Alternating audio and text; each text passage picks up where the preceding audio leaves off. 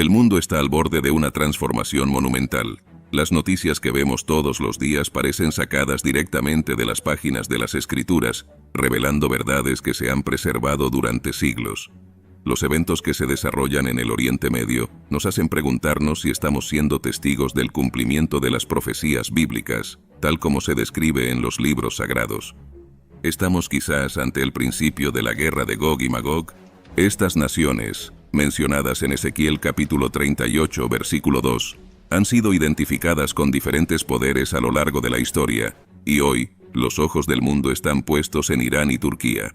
Estos dos países, en alianza con otras potencias regionales, parecen estar preparándose para un enfrentamiento directo con Israel, una nación que ha sido el epicentro de conflictos y de la historia bíblica desde tiempos inmemoriales. La situación es tensa, y cualquier pequeño movimiento podría desencadenar una guerra a gran escala. Sin embargo, ¿qué significa todo esto para nosotros? ¿Estamos preparados para los tiempos que vienen? Estas son preguntas que no pueden ser ignoradas, especialmente si consideramos que las señales de los últimos tiempos están comenzando a manifestarse con mayor claridad. Mateo capítulo 24, versículo 6 nos advierte: «Y oiréis de guerras y rumores de guerras. Mirad que no os turbéis, porque es necesario que todo esto acontezca. El futuro, tal como lo predicen las Escrituras, se despliega ante nuestros ojos. Pero, ¿qué podemos esperar? ¿Será esta la guerra que desencadenará la serie de eventos que culminarán con el regreso de Cristo? ¿Estamos preparados, espiritual y emocionalmente, para enfrentar lo que viene? Es hora de que exploremos estas preguntas con seriedad, porque lo que está en juego no es solo la paz en el Medio Oriente, sino el destino de toda la humanidad. Acompáñenos en este viaje hacia lo desconocido, pero profundamente revelador. La profecía de Gog y Magog ha sido objeto de un intenso debate entre teólogos y estudiosos durante siglos. Uno de los puntos más controvertidos es el momento exacto en que ocurrirá esta invasión. Las Escrituras, en los capítulos 38 y 39 de Ezequiel, describen una coalición de naciones que atacará a Israel, pero no indican claramente cuándo tendrá lugar este evento en la cronología de los últimos tiempos. Algunos estudiosos creen que esta invasión ocurrirá antes del arrebatamiento de la Iglesia. Argumentan que Ezequiel capítulo 38, versículo 14, describe un Israel que vive en paz, lo que sugiere que la nación habrá alcanzado un período de estabilidad y seguridad antes del ataque. Según esta interpretación, la invasión de Gog y Magog podría ser el catalizador que desencadene el arrebatamiento, ya que muchos creen que un evento de esta magnitud sacudiría al mundo y haría que los creyentes sean arrebatados para evitar los horrores venideros. Por otro lado, hay quienes sostienen que la invasión ocurrirá durante la Gran Tribulación, un período de 7 años de intenso sufrimiento que precede a la segunda venida de Cristo. Este punto de vista se basa en la idea de que la tribulación es un tiempo de juicio para las naciones, y que la invasión de Gog y Magog será uno de los actos finales de rebelión contra Dios antes del retorno de Cristo.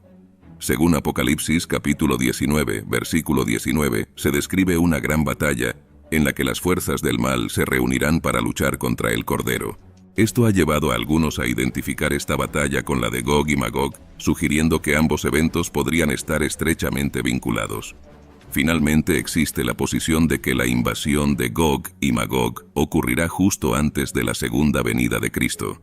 Los defensores de esta perspectiva creen que Ezequiel capítulo 39, versículo 29, señala un tiempo en que Dios derramará su espíritu sobre la casa de Israel, lo que se interpreta como un evento que tendrá lugar al final de la tribulación, cuando Cristo regrese para establecer su reino milenial.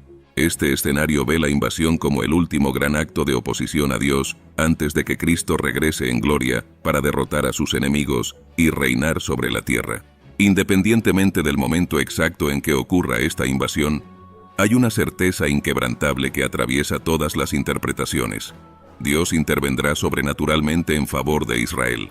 Ezequiel capítulo 39, versículo 6, declara que Dios enviará fuego sobre Magog y sobre las islas seguras, mostrando su poder y defendiendo a su pueblo elegido. Este acto de intervención divina no solo salvará a Israel, sino que también servirá como un testimonio al mundo de que Dios es soberano y que su plan se cumplirá. La intervención de Dios en este conflicto será tan poderosa que todas las naciones sabrán que Él es el Señor.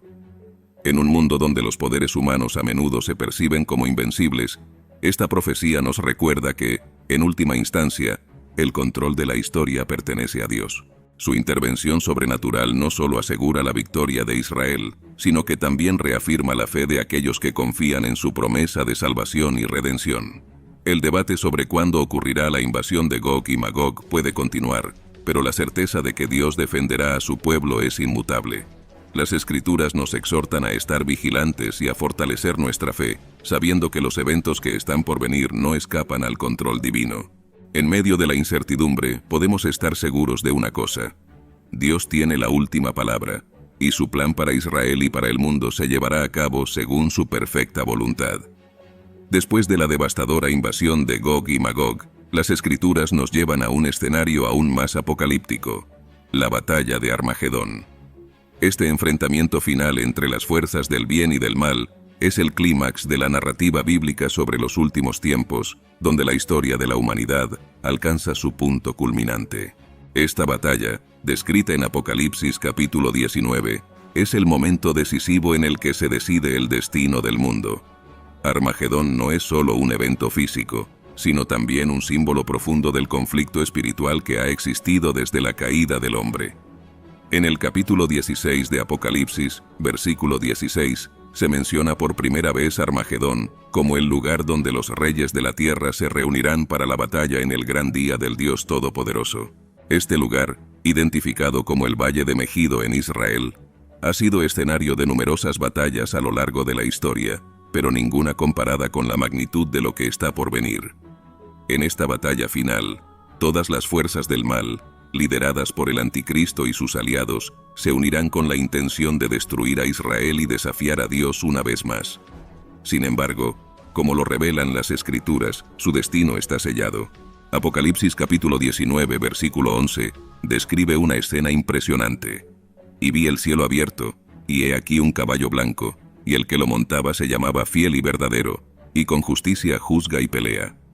Este jinete, que no es otro que Cristo mismo, lidera los ejércitos celestiales en una demostración de poder y justicia divinos. La descripción continúa en los versículos 12 al 14, detallando a Cristo con sus ojos como llama de fuego, y en su cabeza muchas diademas. Lo que sigue es una imagen de juicio y victoria, donde de su boca sale una espada aguda para herir con ella a las naciones, simbolizando la palabra de Dios que derrota a sus enemigos.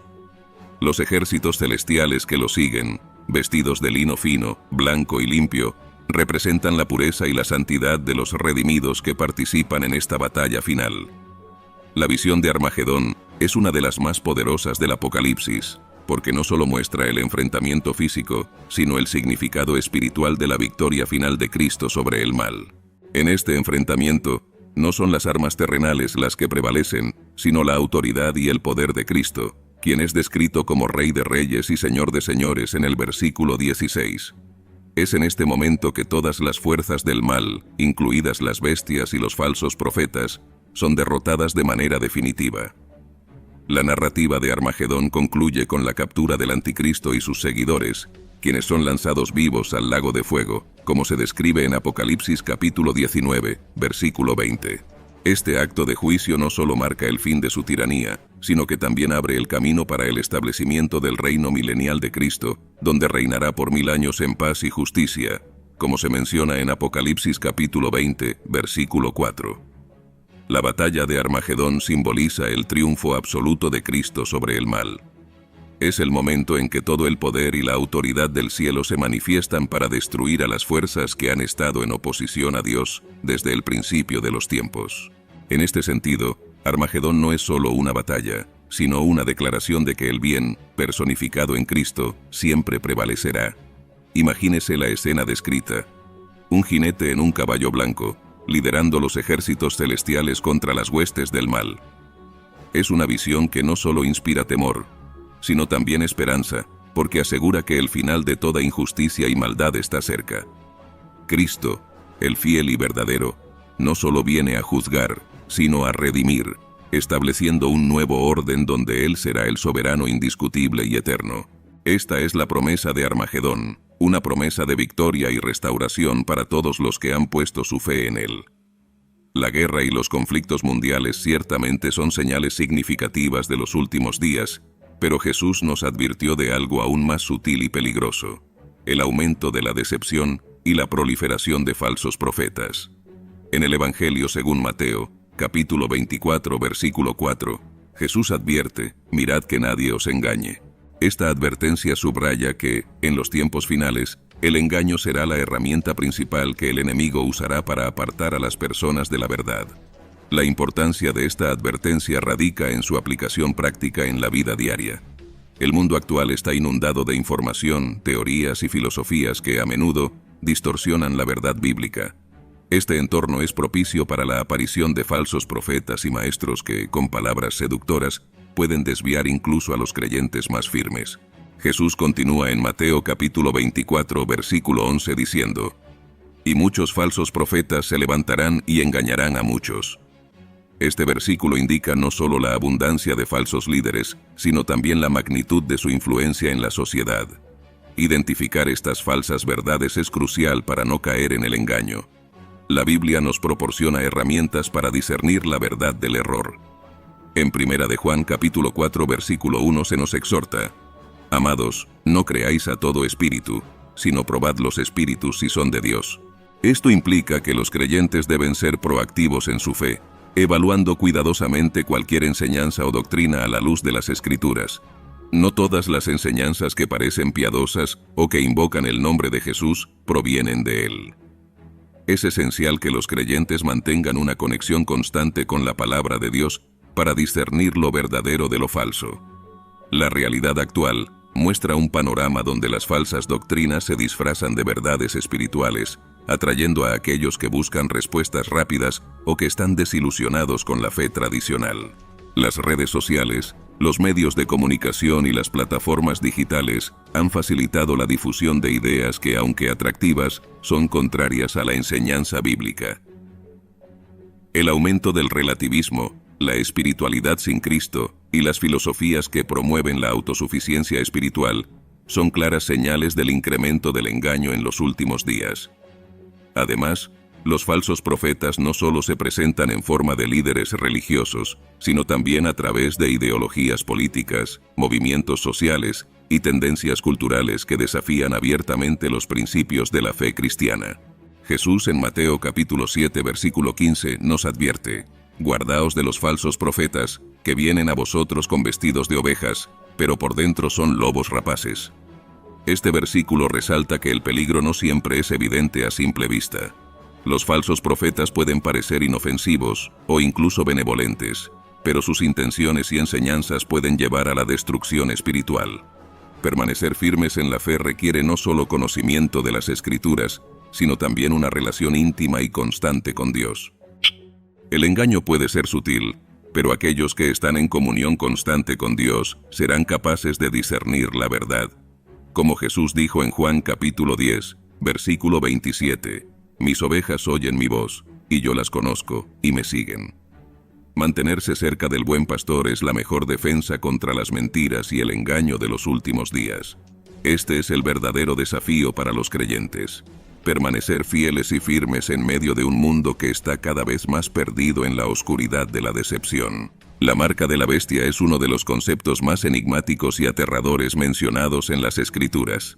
En el libro de Apocalipsis, capítulo 13, versículos 16 y 17, se describe cómo todos, pequeños y grandes, ricos y pobres, libres y esclavos, serán obligados a recibir una marca en su mano derecha o en su frente. Sin esta marca, nadie podrá comprar ni vender, lo que sugiere un sistema de control total. Pero, ¿qué es exactamente esta marca? ¿Es un símbolo literal o representa algo más profundo y complejo en la era moderna? Con el avance de la tecnología, muchos se preguntan si la marca de la bestia podría ser un dispositivo digital, como un microchip implantado, o una identificación digital obligatoria. Estas ideas, que hace décadas parecían sacadas de una novela de ciencia ficción, hoy están más cerca de la realidad. Países de todo el mundo están adoptando rápidamente sistemas de identificación digital, que permiten un control sin precedentes sobre la identidad y las actividades financieras de las personas. En lugares como China, el uso de un sistema de crédito social que monitorea y regula el comportamiento de los ciudadanos ya es una realidad, y muchos ven en esto un inquietante paralelo con la marca profetizada en Apocalipsis. El control financiero es otro aspecto crucial de esta discusión. Apocalipsis 13, versículo 17, indica que la marca será necesaria para comprar o vender, lo que implica un dominio absoluto sobre la economía global. Con la creciente desaparición del dinero en efectivo y la adopción de las criptomonedas y las transacciones digitales, el camino hacia un sistema financiero completamente controlado parece inevitable. Las monedas digitales emitidas por los bancos centrales, que ya se están desarrollando en varias naciones, podrían permitir a los gobiernos monitorear y regular cada transacción, alineándose con la visión de un control financiero total que restringiría la libertad individual. Además, la pandemia global ha acelerado la digitalización de muchos aspectos de la vida diaria, lo que algunos interpretan como un preludio al cumplimiento de esta profecía. Las pasarelas digitales para viajes, los certificados de vacunación digitales y los pagos sin contacto han normalizado la idea de que la tecnología puede y debe regular aspectos fundamentales de la existencia humana. Estos avances, aunque útiles en el contexto de la salud pública y la conveniencia, también han planteado serias preocupaciones sobre la privacidad y el control. La marca de la bestia, por lo tanto, podría no ser solo un símbolo o un número grabado físicamente, sino un sistema complejo de control tecnológico y financiero que restringe la libertad y obliga a la sumisión a un poder centralizado. En este contexto, el anticristo no necesitaría imponer su voluntad mediante la fuerza militar, sino mediante un control económico y social absoluto, donde aquellos que no se alineen con sus políticas serían excluidos de la sociedad. Ejemplos contemporáneos de este tipo de control ya están emergiendo. Las criptomonedas, aunque descentralizadas, han mostrado el potencial para ser reguladas y monitoreadas. Las tecnologías de reconocimiento facial, ampliamente utilizadas en varios países, permiten un seguimiento constante de las personas en lugares públicos. La inteligencia artificial y el Big Data han hecho posible predecir y manipular el comportamiento humano de maneras que antes eran inimaginables.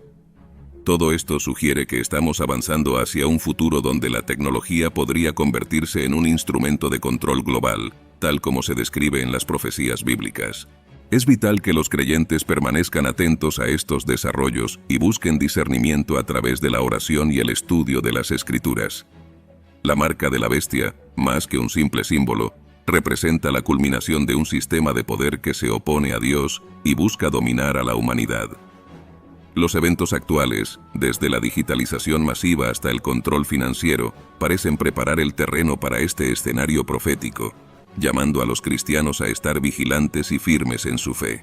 A medida que nos acercamos al desenlace profético de los últimos tiempos, surge una pregunta inevitable. ¿Estamos realmente preparados para enfrentar los desafíos que se avecinan?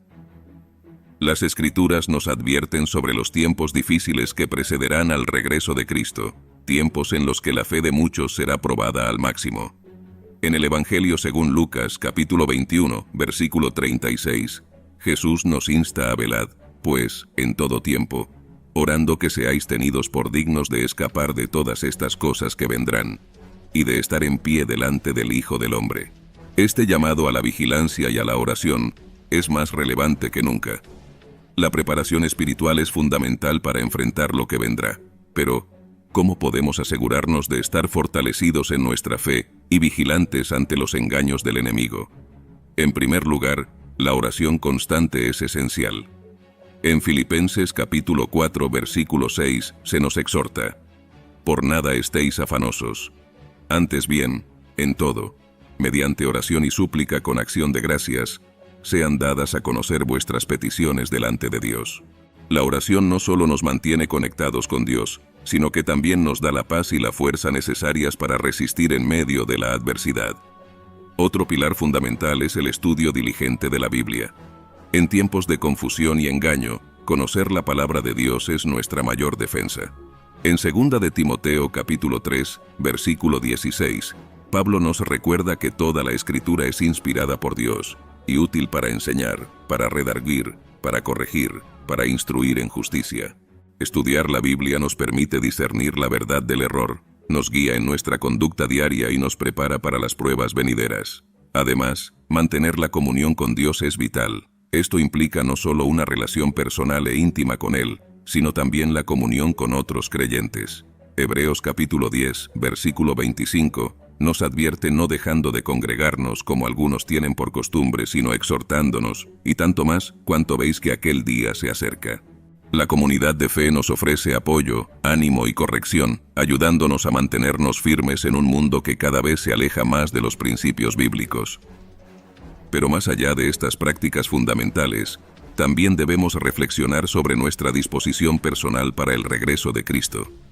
En Mateo capítulo 24, versículo 44, Jesús dice: Por tanto, también vosotros estad preparados, porque el Hijo del Hombre vendrá a la hora que no pensáis. Esta preparación no es solo espiritual, sino también práctica. Implica vivir cada día con la conciencia de que Cristo podría regresar en cualquier momento, lo que debería reflejarse en nuestras decisiones, nuestras prioridades y nuestra manera de vivir. Un ejemplo de acción concreta es evaluar nuestras vidas a la luz de la palabra de Dios. ¿Estamos viviendo de acuerdo con sus mandamientos? ¿Hay áreas en nuestras vidas que necesitan ser corregidas o entregadas completamente a Él? La autoevaluación constante es crucial para asegurarnos de que estamos caminando en rectitud y obediencia. Otro aspecto importante es estar atentos a las señales de los tiempos, no con miedo, sino con discernimiento. Jesús nos dio señales específicas de su regreso, como se detalla en Mateo capítulo 24, versículos 6 al 14, donde se mencionan guerras, rumores de guerras, hambres, pestilencias y terremotos en diferentes lugares. Estas señales no deben causarnos pánico, sino que deben motivarnos a estar aún más preparados y enfocados en nuestra misión como seguidores de Cristo. Finalmente debemos recordar que nuestra preparación no es solo para nuestro beneficio personal, sino también para ser testigos fieles en un mundo necesitado de esperanza. En Mateo capítulo 28, versículo 19, Jesús nos da la gran comisión. Por tanto, id, y haced discípulos a todas las naciones, bautizándolos en el nombre del Padre, y del Hijo, y del Espíritu Santo. Parte de nuestra preparación es estar listos para compartir el Evangelio con otros, sabiendo que el tiempo es corto, y que muchos aún necesitan escuchar el mensaje de salvación. Prepararnos para el desenlace de los últimos tiempos no es solo una cuestión de conocimiento o vigilancia, sino de una vida entregada completamente a Dios.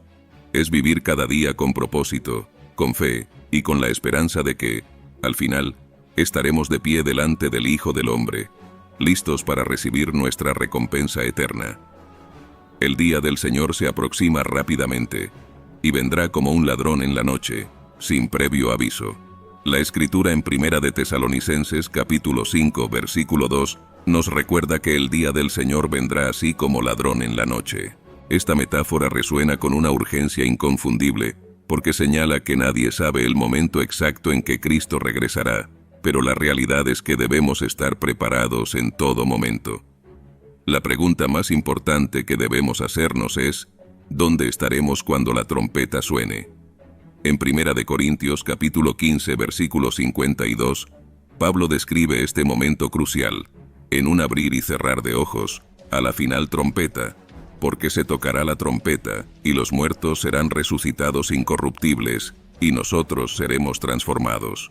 Este es el mayor evento en la historia de la humanidad, el retorno glorioso de nuestro Señor Jesucristo, y todos seremos testigos, ya sea para salvación o para juicio. ¿Cómo estará nuestro corazón en ese momento? Esta es una reflexión que no podemos evitar.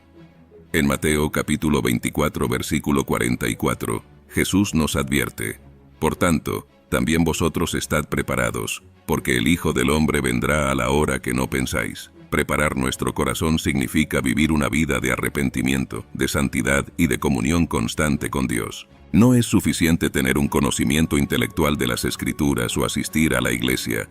Lo que realmente importa es la condición de nuestro corazón delante de Dios. Ahora es el momento de acercarse a Jesús. La Biblia en 2 Corintios capítulo 6 versículo 2 nos dice: He aquí ahora el tiempo aceptable, he aquí ahora el día de salvación. No podemos permitirnos postergar esta decisión vital. Cada día que pasa, nos acercamos más al gran día del Señor, y la oportunidad de estar preparados es hoy. Jesús mismo nos invita en Mateo capítulo 11 versículo 28. Venid a mí todos los que estáis trabajados y cargados, y yo os haré descansar. Este es un llamado lleno de gracia, una invitación a dejar atrás nuestras cargas, nuestro pecado y nuestra vida pasada, para encontrar descanso y esperanza en Cristo. Participar en el mayor evento de la historia, el retorno de nuestro Rey, no es solo un privilegio, sino una necesidad vital. Aquellos que han puesto su fe en Jesús serán reunidos con Él en gloria. En Primera de Tesalonicenses capítulo 4 versículos 16 y 17 se describe esta promesa con claridad. Porque el Señor mismo con voz de mando, con voz de arcángel y con trompeta de Dios descenderá del cielo, y los muertos en Cristo resucitarán primero. Luego nosotros, los que vivimos, los que hayamos quedado, seremos arrebatados juntamente con ellos en las nubes para recibir al Señor en el aire, y así estaremos siempre con el Señor. No hay evento más grande, más glorioso, ni más trascendental que este. Sin embargo, la preparación para este día comienza ahora. Implica una entrega total a Cristo, una vida que refleja su amor, su justicia y su verdad. Es vivir cada día como si fuera el último, con la esperanza y la expectativa de que nuestro Rey puede regresar en cualquier momento. No dejes que este gran día te tome por sorpresa. La invitación está abierta, y el llamado es claro. Estad, pues, firmes, ceñidos vuestros lomos con la verdad, y vestidos con la coraza de justicia. Efesios capítulo 6 versículo 14. Efesios 10.